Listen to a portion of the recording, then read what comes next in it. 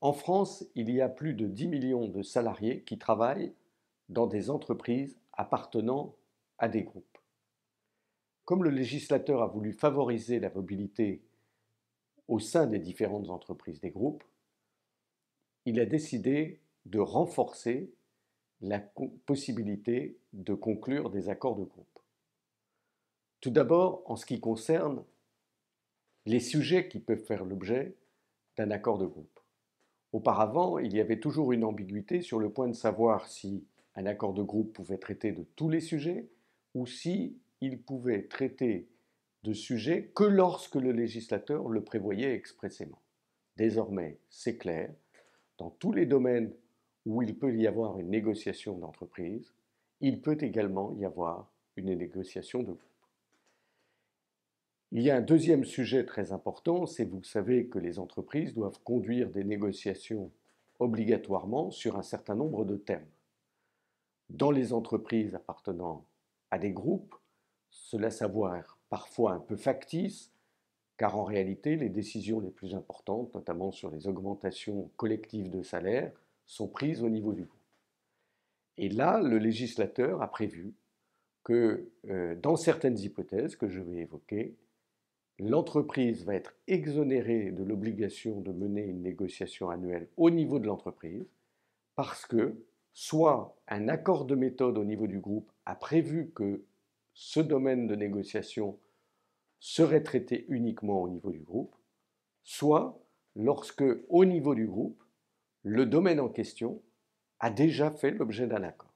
Donc, ce sont deux exceptions qui permettent d'éviter des négociations annuelles au niveau de l'entreprise lorsque le niveau de décision est souvent au niveau du groupe. La troisième chose, et c'est là où l'accord de groupe prend toute sa puissance, c'est qu'auparavant, il y avait toujours des difficultés d'articulation entre les dispositions figurant dans des accords d'entreprise et les dispositions figurant dans des accords de groupe. Aujourd'hui, si l'accord de groupe le prévoit expressément, il peut se substituer aux accords de niveau inférieur, c'est-à-dire aux accords d'entreprise, qu'ils soient antérieurs à la conclusion de l'accord de groupe ou postérieurs à l'accord de groupe. C'est dire que sur un certain nombre de sujets, l'accord de groupe figera au niveau de l'ensemble du périmètre du groupe objet de l'accord les dispositions applicables aux salariés. Enfin, la loi a prévu de sécuriser les modalités de calcul de la représentativité des organisations syndicales au niveau du groupe.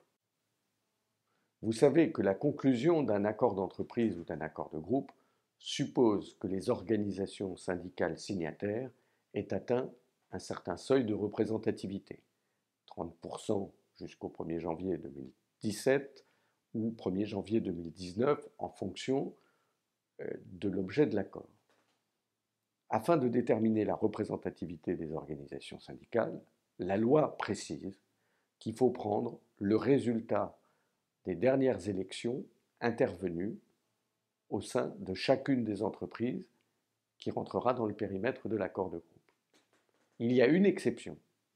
Dans l'hypothèse où il y a déjà un accord de groupe qui a été conclu au même périmètre, c'est-à-dire incluant les mêmes entreprises, dans ce cas-là, les règles de représentativité devront se référer aux résultats des élections au cours du cycle précédent, de sorte qu'il y ait une certaine continuité de prise en compte de la représentativité des organisations syndicales.